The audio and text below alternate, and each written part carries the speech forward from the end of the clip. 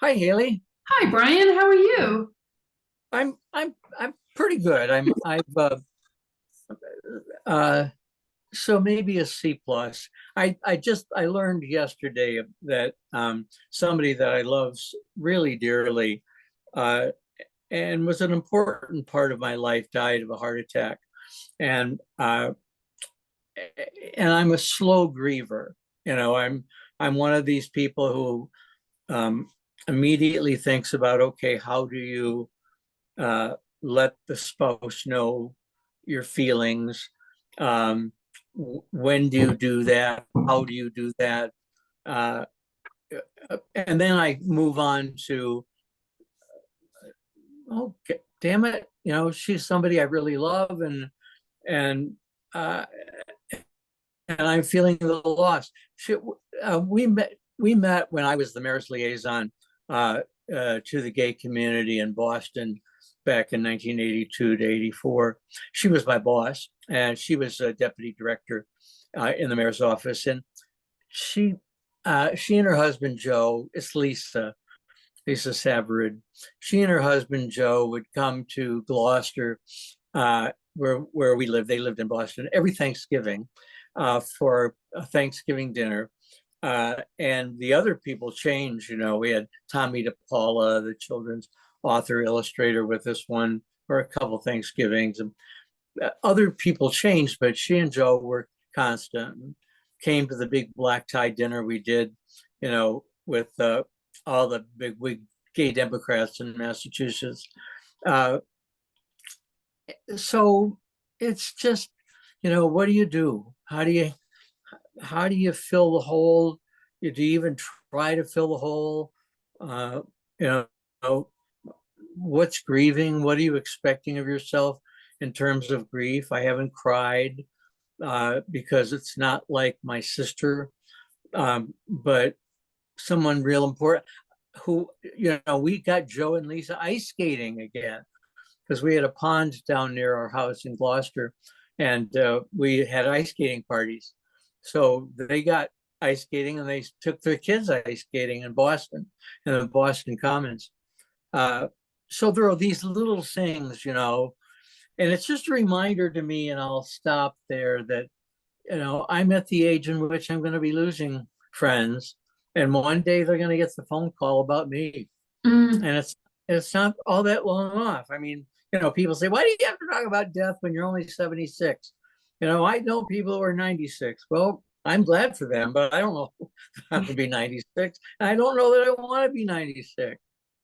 So, I I'm other so than sorry to hear that her time has changed, but at the same time, I love hearing your stories and how your energy actually changes and lights up when you talk about the wonderful experience of life you had with her and Joe. yeah, And I think, as we move through and experience life, because every day is different and days build up into weeks, weeks build up into months, months build up into years, that we have this wonderful power of hindsight, be able to be like, oh, I can see how I've changed, or I can see how my understanding or my process with that changed.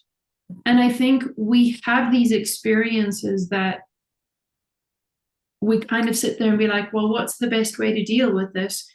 Because I think that's an opportunity for us to learn more about ourselves, but also to free ourselves, to be able yeah, to sit there and say, you know what, the only thing I'm choosing right now is unconditional love. Let me see what that journey is.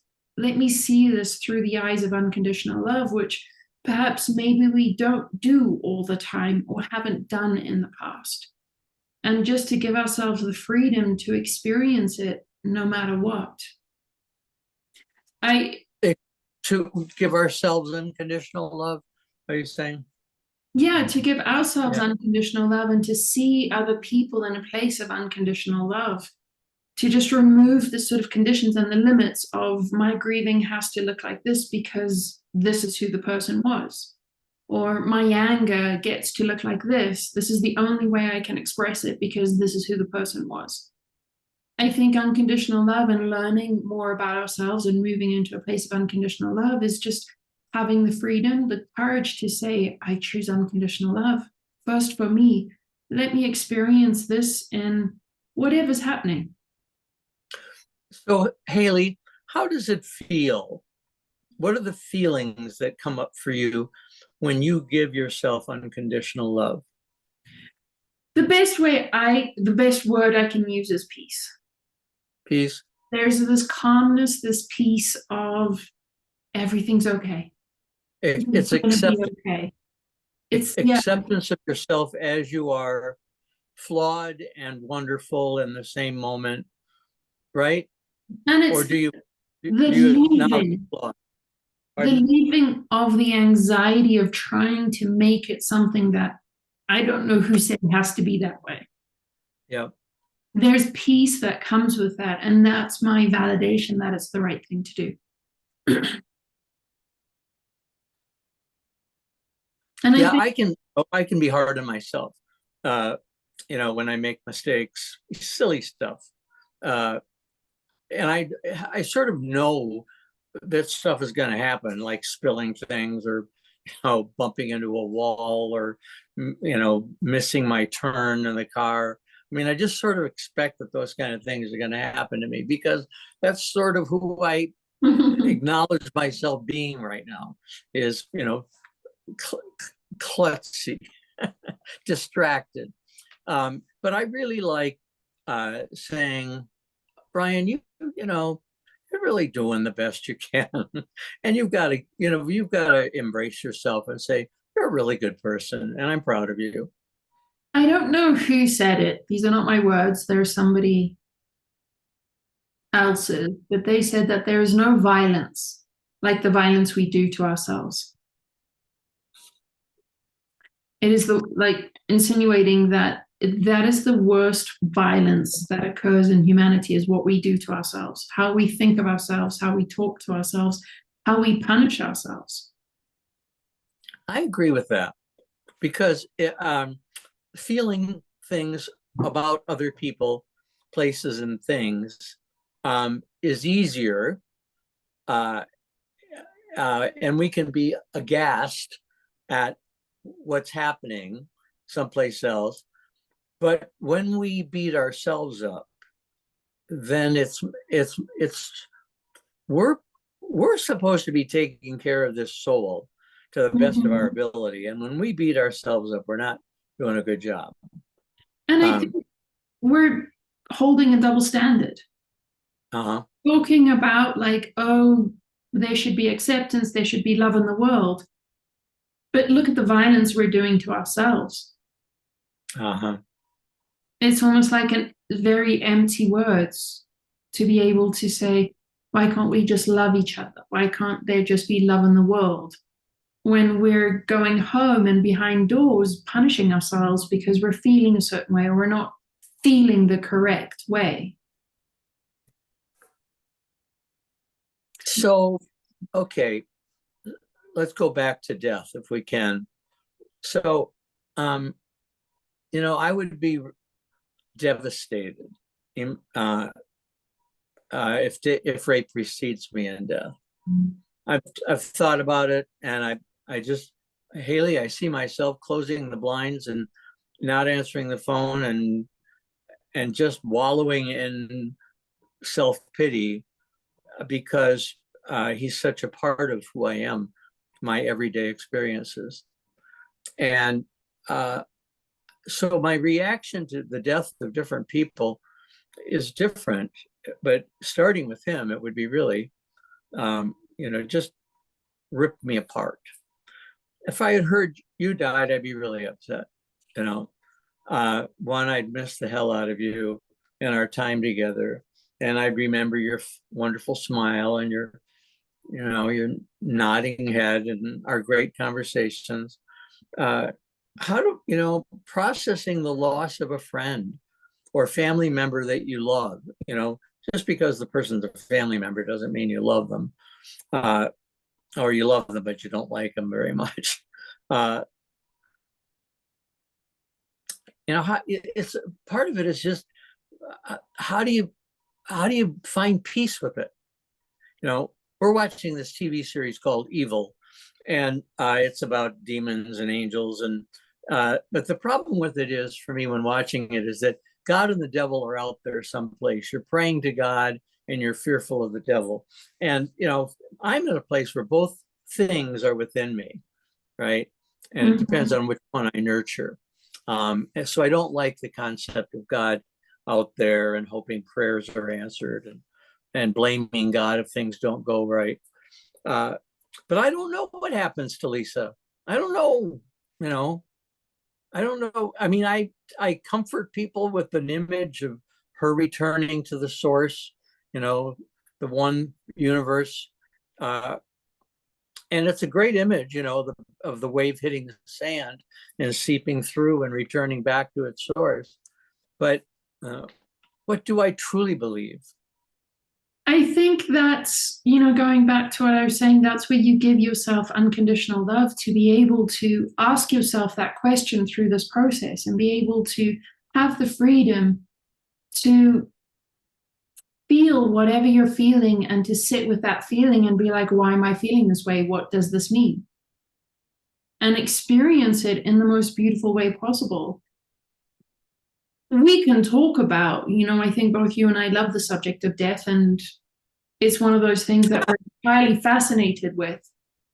And I have very sort of strong beliefs or knowings about death and life and how they apply in my life and how I teach them. But I can say that because on one hand, I help other people through death and through death experiences. I've had my own death experiences. But what I've been sitting with this last week, and I don't know why these things happen, that you and I have similar sort of things going on. We're thinking about the same thing before we. I have been sitting with that same thing with sort of my dude, and what would happen if he left? And there's a logical, peaceful part of me, the educated part of me, that's like, I'll deal with it because I understand death, I understand energy, and I understand love.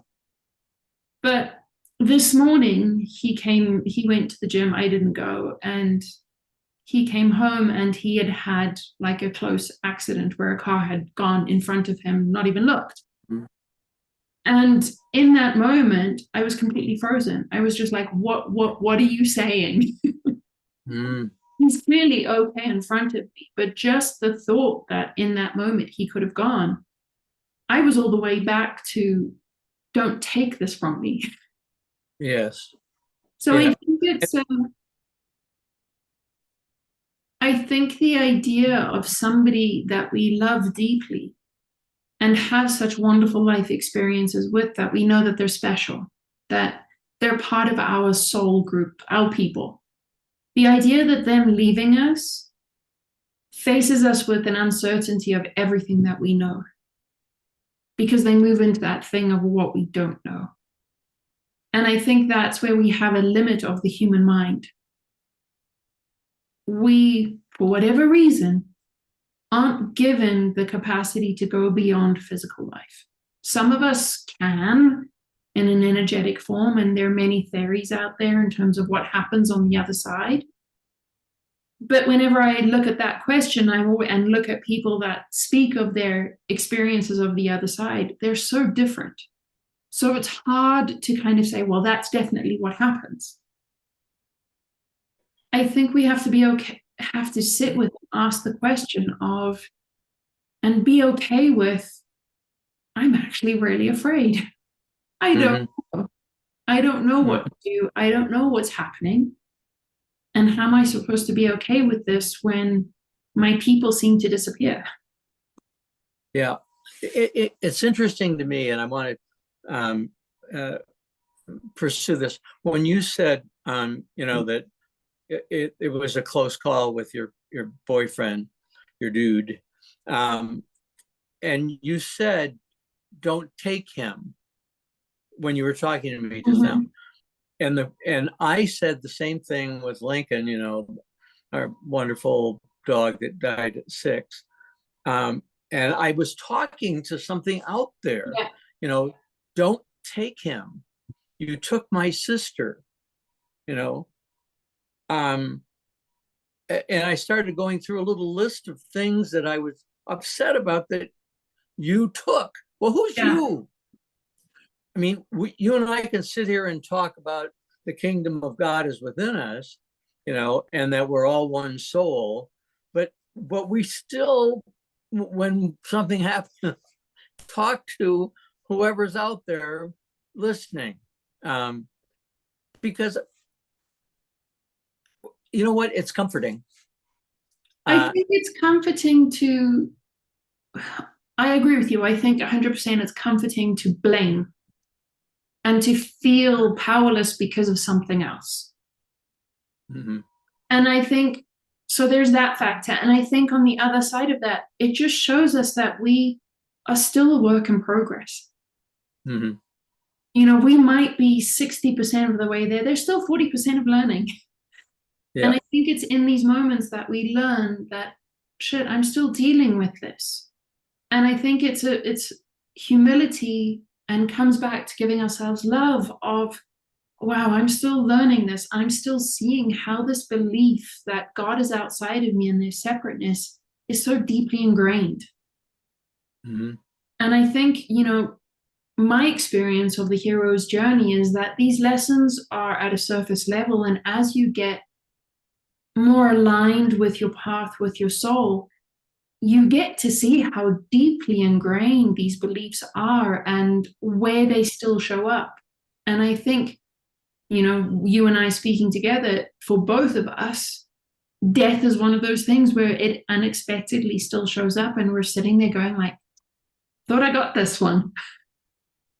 I thought I had this one organized. Yeah. Yeah. I was thinking the other day, I was outside, and I'm really taken right now by uh, the mesmerizing beauty of the garden. The colors just, they grip me, and and so when I have that experience, I offer gratitude, right? And I think, okay, who are you offering gratitude to? Right? This is me talking to myself. Okay, so you don't believe in the guy with the white beard. You're thanking the universe, which is a term that doesn't upset most people unless they think we're saying happy holidays rather than Merry Christmas. we're avoiding the word. And I thought to myself, well, why do you believe? Why do you think there's something out there? And when you die, you may find out that the only thing that happens is the good that you did in your life continues through the people that you touched, but that's it for you. And I thought to myself, I believe in God because it comforts me. And it has since I was little, to feel like I'm in the presence of and in a friendship with um, a power higher than myself. Even if I accept that, okay, I've got it too, it's still comforting to me to be thinking about this higher power who doesn't take, but he gives, or she gives. Yes. That's the tough one. Gives. I They think, give. yeah, and I think on two levels there. The first level on the taking, I think that shows our mindset of lack versus abundance. It shows the consciousness of, I have to do things to be able to receive. I have to be good, which is conditional love. Uh-huh. The journey, I firmly believe, to point of knowing that our journey, my purpose in this life is to move from love with conditions to unconditional love. So when I see in that point, my words are, don't take him, or I don't want to lose. I see that there's still conditional love there, that's something I can actively work on in moving it to unconditional love. That then raises the question, well, then who is all of this? And the baby step that I'm taking right now is saying thank you to myself. Thank you to my soul for this perspective. Being able to say thank you for nature and having that moment with a wonderful plant and being like, my God, you're spectacular. Thank you for this. I'm saying thank you to the plant. And I'm also saying thank you to me for all of the work I've done in the lifetime that I have awareness of, that I'm now seeing things through my soul. And I say thank you to my soul for showing this to me. And do you think your ego? I, I say thank you to my ego when it surrenders. When it listens to my heart, I say thank you for that exchange. Thank you, ego, for listening to the heart, and thank you, heart, for having courage to stay consistent with the ego and not back down. I get that saying thank you to myself may look egotistical, but I'm not saying it from a place of I am the only God. I'm saying it from a place of this is my experience.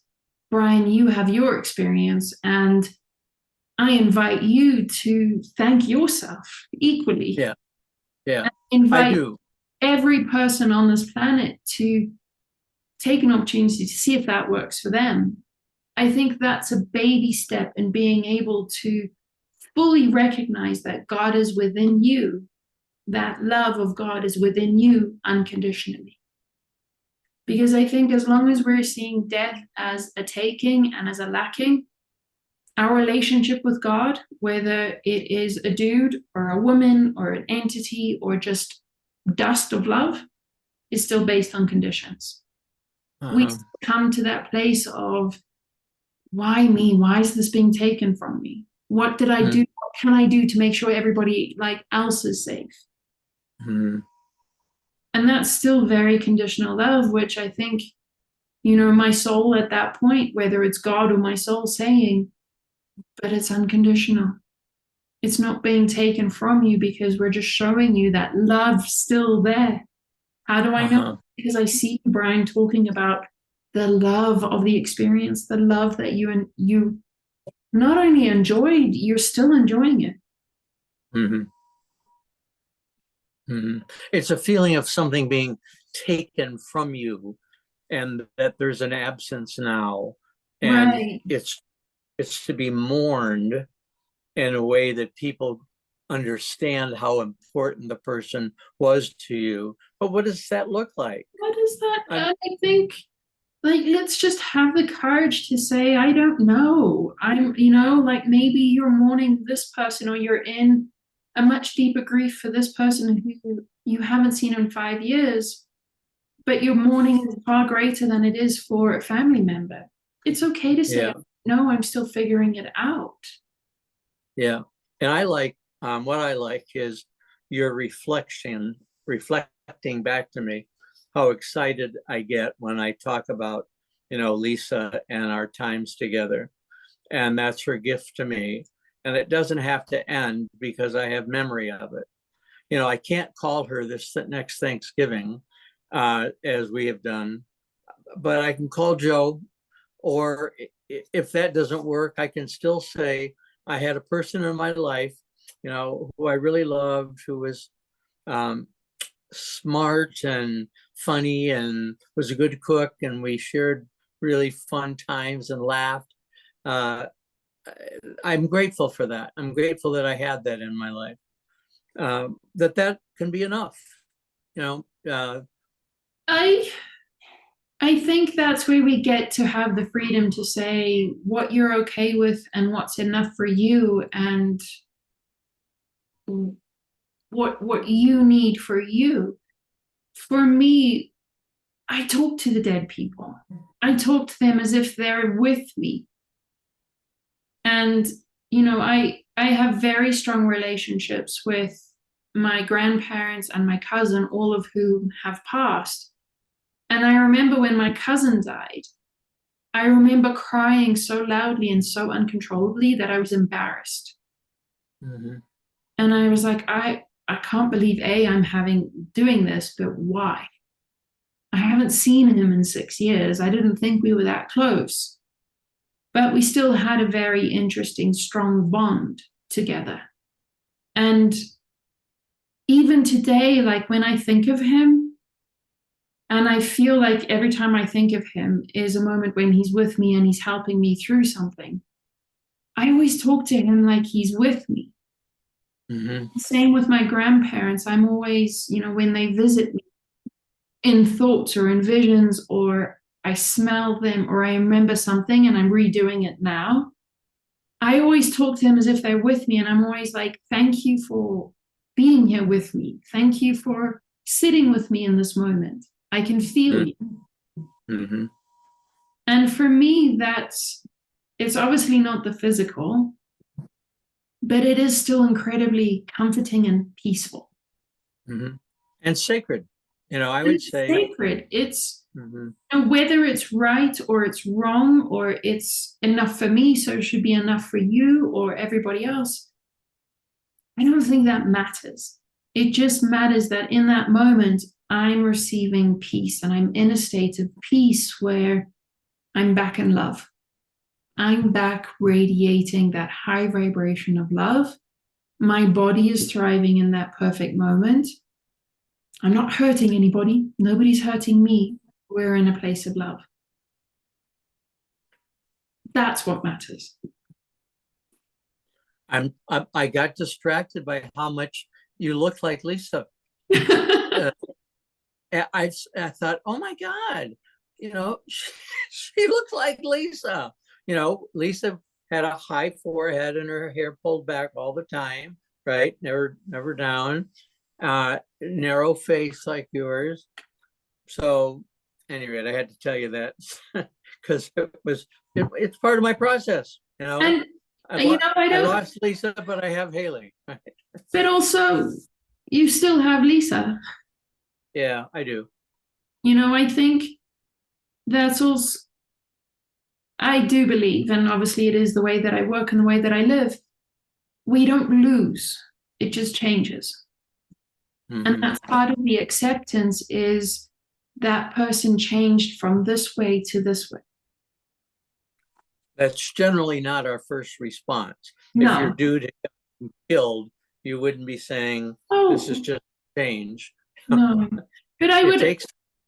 it takes time. And I think that's where I would hope that I learn to take care of myself now, so that when those things happen, I allow myself the time to close the curtains, to be a hermit, to be with myself, Mm-hmm. and to Mm-hmm. use my love for myself to then start employing the tools to say, all right, what's the truth here?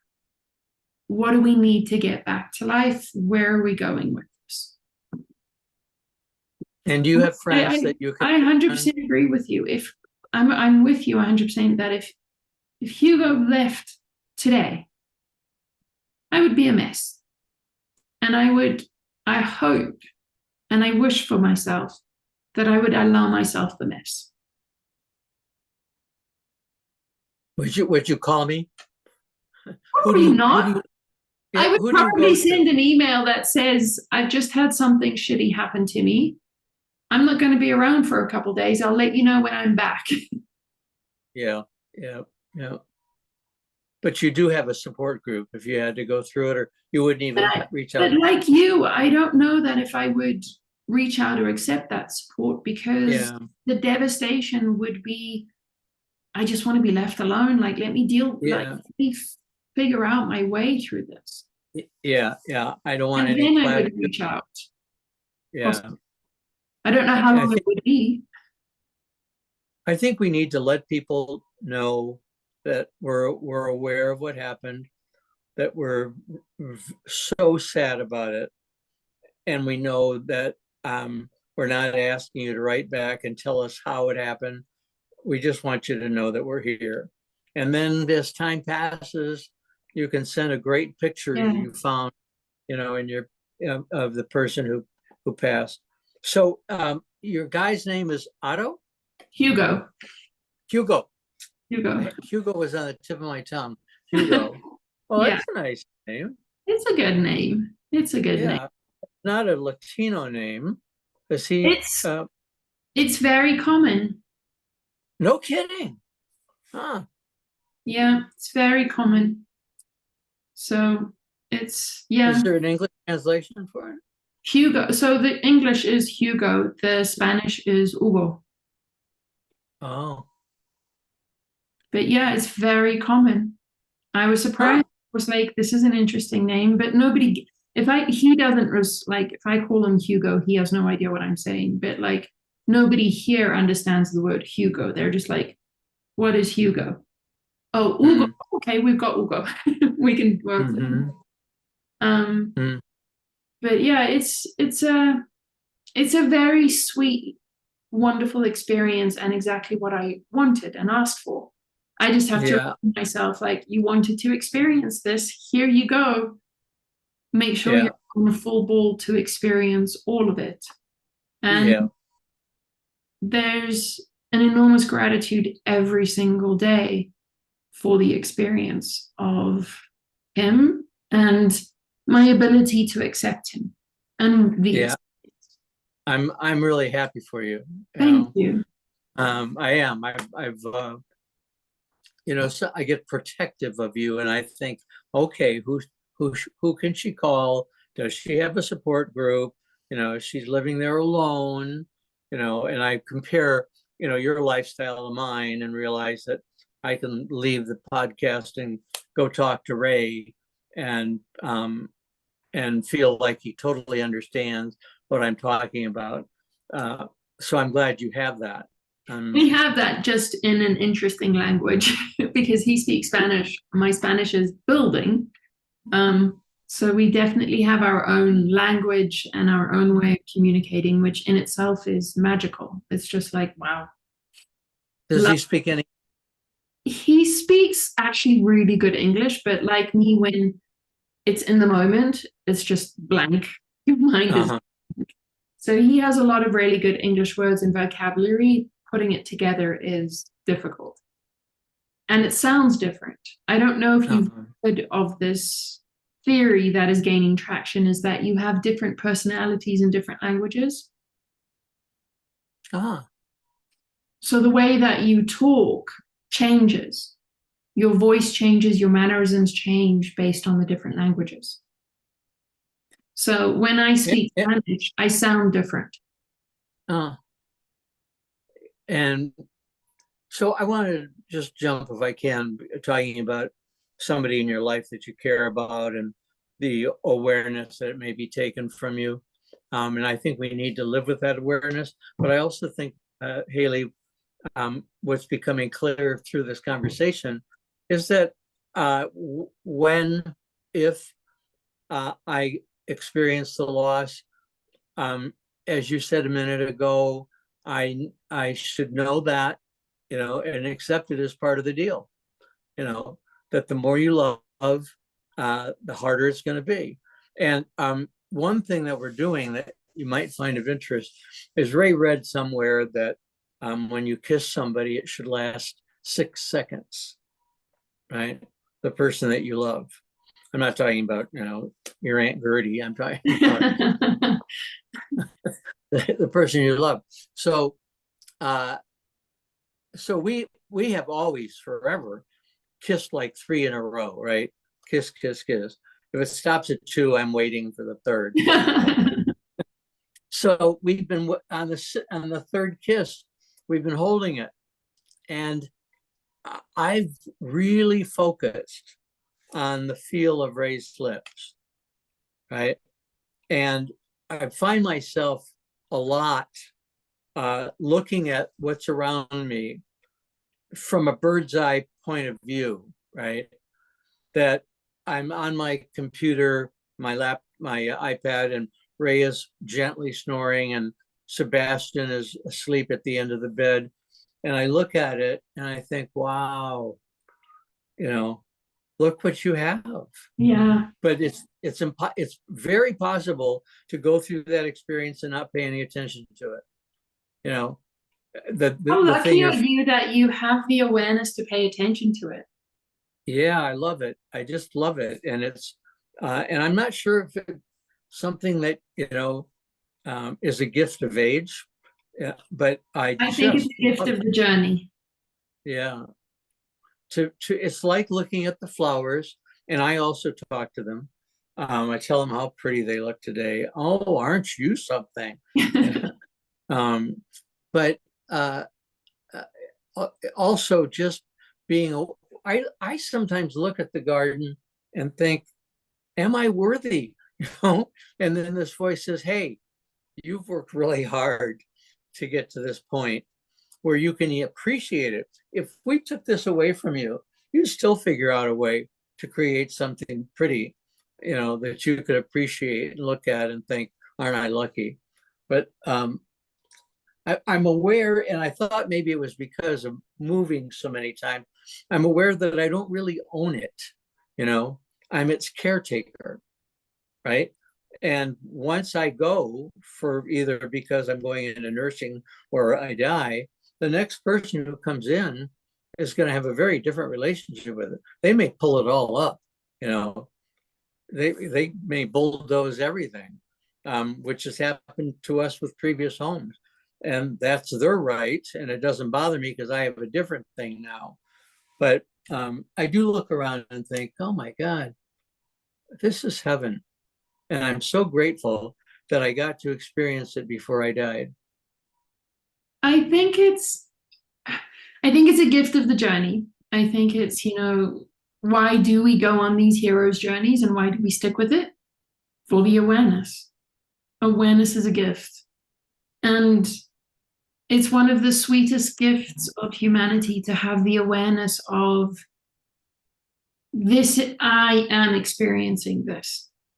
Look at the beauty I'm experiencing.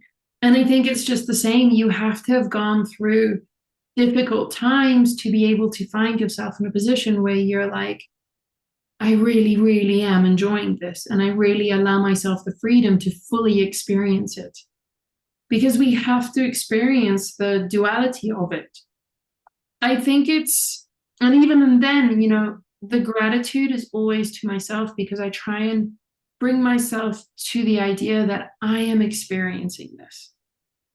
Thank you that I have the brain, the awareness, the senses to be able to take a step back and just be like, wow, this is good.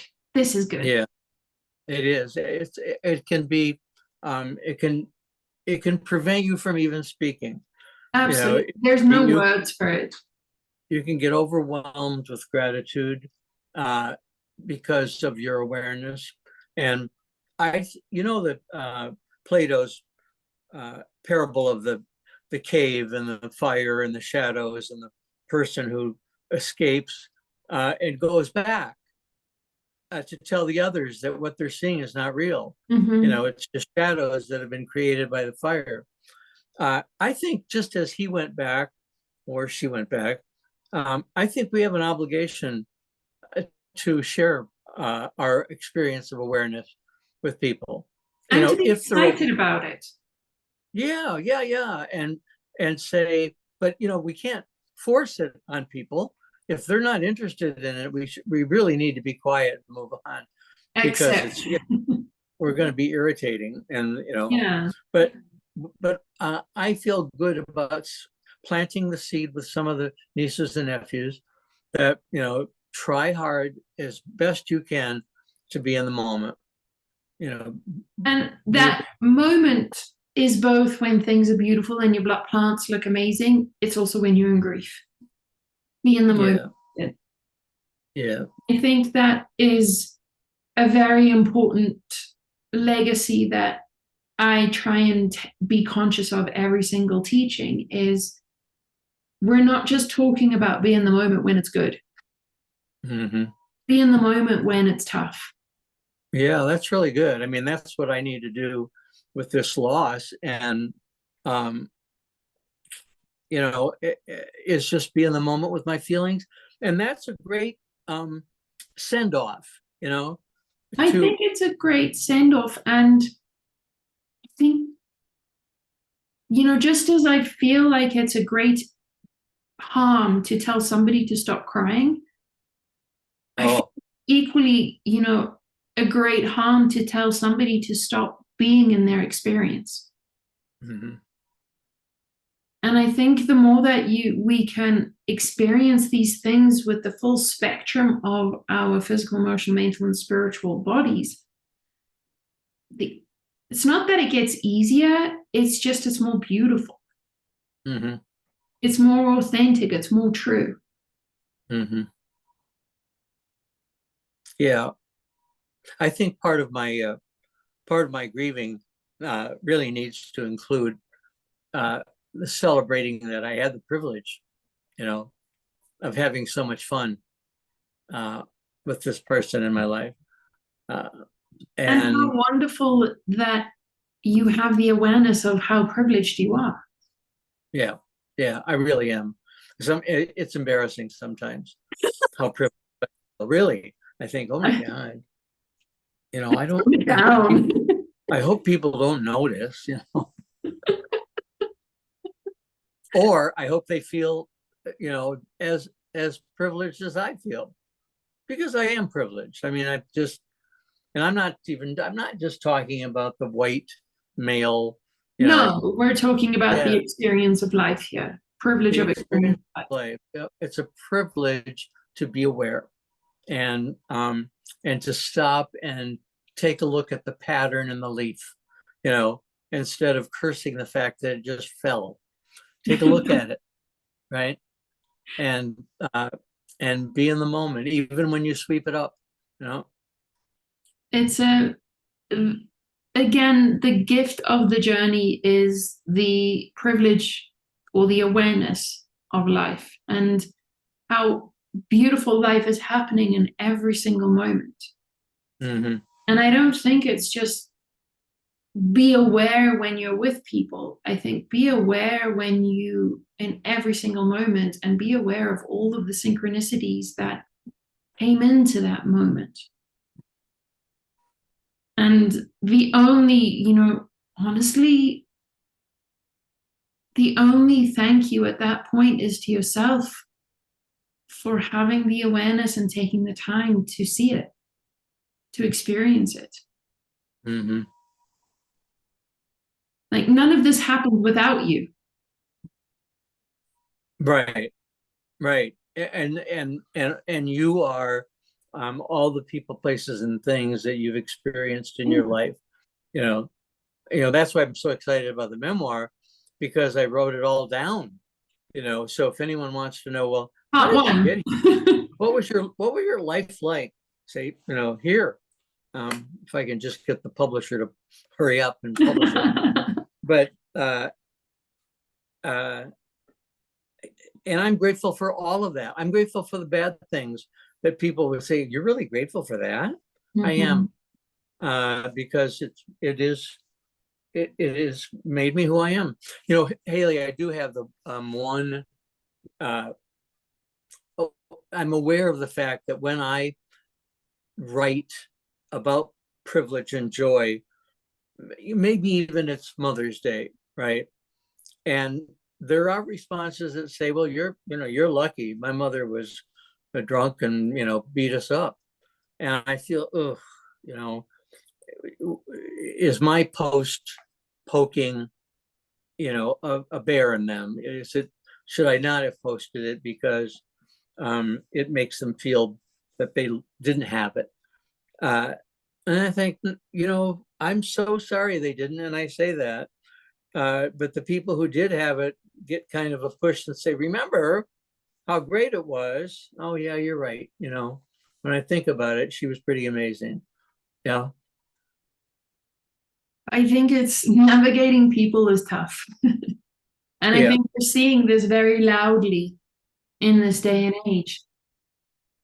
I don't post often. I'm not on social media often. I'm still learning how to manage and handle it. But I do offer the advice of every time you post, make sure it's in the truth of your heart. It's aligned with the truth of your heart because only good things come from that. And I think when people post what I would consider negatively to your post that comes from the heart, your post is doing exactly what it should be doing. It's giving them the opportunity to express how they're feeling about their mother, just like you had the opportunity to express how you're feeling about your mother. And that's where it stops. Yeah. That's where it stops. I think it's, you know, Mother's Day is difficult because, again, we have so many conditions and so many expectations.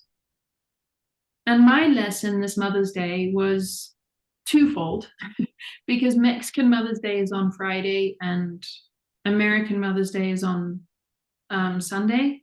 And then Sunday. still English Mother's Day, which I don't know when that one is. Mm-hmm. And it was interesting to me because I'm on one hand dealing with the lack of my family, but also the gift of another family coming towards me. Mm-hmm. So I celebrated Mother's Day with Hugo's mother. Mm-hmm. I did not celebrate Mother's Day with my mother. So I was with myself and I'm like, I think we're in a double standard here. Are you being a contradiction? And ultimately, I've sat with this for 4 days because with this contradiction or this jumbled Mother's Day energy comes back pain.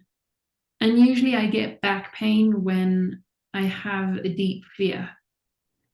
And I think my fear was kind of having the expectation and the condition of family only looks like this.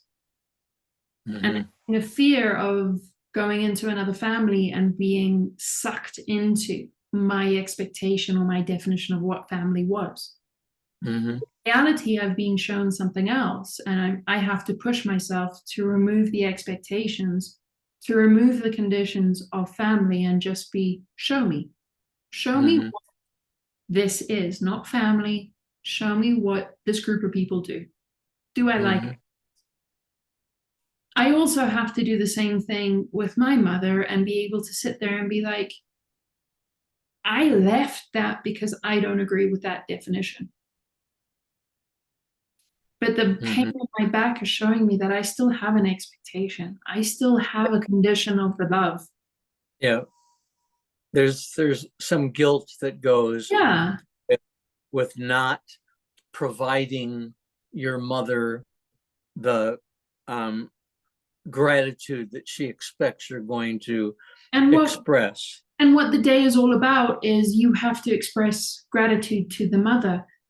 And I don't really believe that that should be the only day we do it. I think we should be doing this every single day. Same with birthdays. Every single day we should be celebrating one another. But it's also the promise, you know, celebrating the promise that I made to myself that if I go on this journey, it has to be about truth. And I think we have to remind ourselves consistently, regardless of where we are on the path, we have to remind ourselves consistently that I'm choosing truth. I'm choosing to experience this through the eyes of love. So, and I don't see a contradiction in your experience of Mother's Day. I don't see the contradiction now, but I had the fear of, whoa, you're doing exactly what you tell other people not to do. So I kind of had to sit with it and be like, all right, let me organize this. But it comes back, for me, it very much comes back down to, are you doing this from a place of truth, from a place of love? Are you giving yourself the breadth of the experience to be angry that you don't get to celebrate your Mother's Day? But at the same time, am I giving myself the breadth of the experience to celebrate another day? And I think that's the beauty of your post. I think that that's the beauty of so many people celebrating wonderful experiences with their mothers, because it shows that regardless of what the definition of family is, what the definition of mothers is, it's the definition of love that we're celebrating. I'll tell you what was on my post. I didn't really go into detail about my mom. My brother sends us out every Mother's Day. There's a mother and there's a adult woman and a child in the kitchen. The mother is, stirring the batter. And she says, I've been a good mother, don't you think, Susan? And she said, my name is Amy.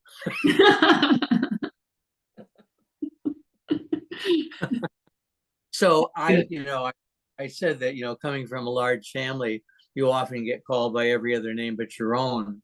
Uh, and then so I got tons of people who said that they had the same experience, that they got called the dog's name, because, and so I said, um, Happy Mother's Day from what's your name? And I think I love that because it shows that she's just a human being. First, Yeah, she's a human being with a human mind. yeah. And we forget that a lot of the time when we use the word mother or family or friend. They're just humans. You are so right. I mean, one of the things that disappoints me in my life is that we've had some really good close friends, uh, and something happened and we went in separate directions. And I don't wish them back. You know, I feel like we did what we needed to do with each other, and this is the way that we needed to separate because it otherwise wouldn't have worked. Uh, but um, I feel like I don't have a lot of people in my life right now who I was as close to as I was with these other people, you know. And so I'm experiencing right now, not that I don't have any friends. Oops, sorry, it's telling me my battery is low. We've got eight But minutes. It can do it. yeah, we can do that. I'm aware that I have friends and they're good people, uh, but we haven't gotten to the level yet that we do everything together, you know, that we just have to be in each other's company because we have such a good time. And I've had that with people in the past. Uh, and maybe I'm not supposed to have it anymore. Or Well, maybe I'm just, go ahead. I have one question for you. Is your Yes. relationship with yourself better now or back then? My relationship with myself, oh, it's better now. That's You the know, gift. yeah. I had to process the end of the friendship, and I had to ask myself the question, would you want them back? And so my ability to say no, you know, tells me, okay, you've grown from this. You Yeah, know, you don't wish them evil, you wish them love, you wish them, good things, but you don't want it back. I do. I have a very similar question for myself. I'm like, right, obviously I'm missing them. If I'm thinking about them, I'm missing them. Is my life better or worse without them in it? And if my life's better, I send you love. Yeah, I If do. my life I is worse, then I'm going to reach out. back to them. If my life is worse, and I would definitely ask for an opportunity to catch up again. And if they say no, there's still a great opportunity to meet someone that you otherwise would not have met. Yeah, All the time spent with these guys, we weren't spending with other people. And, we're getting people saying, well, we didn't really like them that much. Okay. But I'm aware that if I go do something with somebody all the time, that I'm not available to do you're it with not others. seeing. Yeah, Yep. you got to make that choice and understand you're making the choice. And so I'm a better person, I think. And your Hope. life is better. It's not that it Yeah, was terrible before, it's just better. yeah. I feel like I'm wiser, which is my hope. And Is you're that more not? love. Yeah, yeah. I don't think you can seek wisdom. I think wisdom happens as a result of your life experiences. I If agree. you pay, if you pay attention, right? I think wisdom is the result of transformation. Hmm. Yeah. Uh, the Tao talks about not, seeking um, an identity through, uh, going out and thinking, okay, if I do this or if I do this, then I'm going to be wise. That's not how it happens, right? I think it's It's a wonderful end to our conversation because I think for both of us, let's stop seeking God in death. Mm-hmm. Let's let God be inside. Yes. And be grateful. Live in gratitude. Yeah. Every Well, moment. I'm grateful for you, Hayley Evans. I'm grateful for you too, Brian, with enormous love and gratitude that I get to experience you, not just on days that we talk. I experience you almost every time I see a tree flower, and every time I have gratitude for a plant. I'm always enjoying that moment with you. Good. Thanks. Thanks. I'll take you in the garden with me too then. Please do. I love it. I love you, Hayley. Enormous love. We'll speak soon. Good. Bye. Thanks. Bye-bye.